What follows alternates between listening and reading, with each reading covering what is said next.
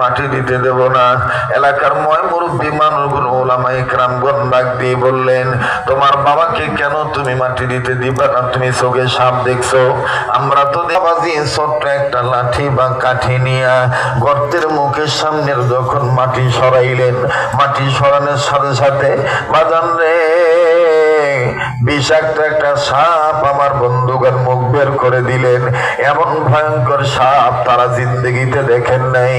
অনেক মানুষ বাজান দিয়ে কবর ছুঁইয়া প্রায় 10 হাত 20 হাত দূরে আমার বন্ধুগণ দৌড়ে চলে গেলেন, কিন্তু আলেম ওলামা গেলেন না। উম্মতের দরদি আলেমরা কবরের সাইডে দাঁড়িয়ে থাকলেন। একজন আলেম ডাক দিয়ে বলতেছেন, আল্লাহুম্মা আজিরনা মিনান নার, আল্লাহুম্মা আজিরনা মিনান নার, আল্লাহুম্মা আজিরনা মিনান নার, আল্লাহুম্মা আজিরনা মিনান নার। ও বাবাজি, ও বন্ধুরে, উম্মতের উলামায়ে কেরাম যখন কবরের কাছে দাঁড়িয়ে দাঁড়িয়ে আল্লাহর কাছে সাহায্য চায়, আল্লাহর কাছে পানা চায়, ছেলেটা ডাক দিয়ে বললেন, হযরত উলামায়ে কেরাম গো, আমার বাবার কবরে কেন এরকম সাপ দেখতে পাইলাম? কি হয়েছে আমার বাবার? আমার বাবার কি এমন গুনাহ যে গুনার কারণে বাবার কবরে সাপ দেখা যায়? উম্মতের আলেমগণ বললেন, বেদরে বলবো না তোমার বাবার গুনাহ, কারণ আমরা আলেম মানুষ। এই সাপটা আল্লাহর কুদরত হতে পারে, গুনাহ নাও হইতে পারে।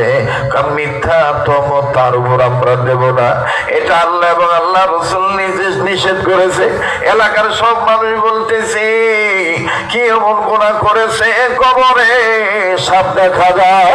আমার বন্ধুগণ, ছেলেটাকে আলেমগণ ডাক দিয়ে বলতেছেন, বেটা এখন তুমি সিদ্ধান্ত দাও, তুমি যা বলবা লাশের ওয়ারিস হিসাবে আমরা সেটাই করব। হযরত উলামায়ে কেরামগণ, আমার মন চায় আমার আব্বাকে নতুন আর একটা কবরে মাটি দেই। এই মাটিতে এই কবর আব্বাক মাটি দেব না, এই কবরে আব্বাক রাখবো না। ছেলেটা এইভাবে কান্দে আর চোখের পানি দিয়ে বুক ভিজে ভিজে আওয়াজ দিয়ে বলে, হুজুররা জানেন না আমার এই বাপ আমাকে মশা যেন না কামড়ায়, আমি ঘুমায় গেল আব্বা মশারি টাঙায় দিতেন, আম্মাকে বকাঝকা করতেন, আম্মাকে নানান ধরনের ধমক দিয়ে বলতেন, আমার বেটা আমার সোনার চান ঘুমায় গেছে, এই সোনার চানকে মশা কামড়াইতেছে, তুই কেন মশারি টাঙাইলি না? ছেলেটা কান্দার ডাক দিয়ে বলে, হুজুর, যেই বাবা আমার পিঁপড়া কামড়াইতে দেয় নাই, মশা কামড়াইতে দেয় নাই, ওই বাবার কবরে আমি বেটা হিসাবে আওলাদ হিসাবে প্রকাশ্যে সাপ দেব।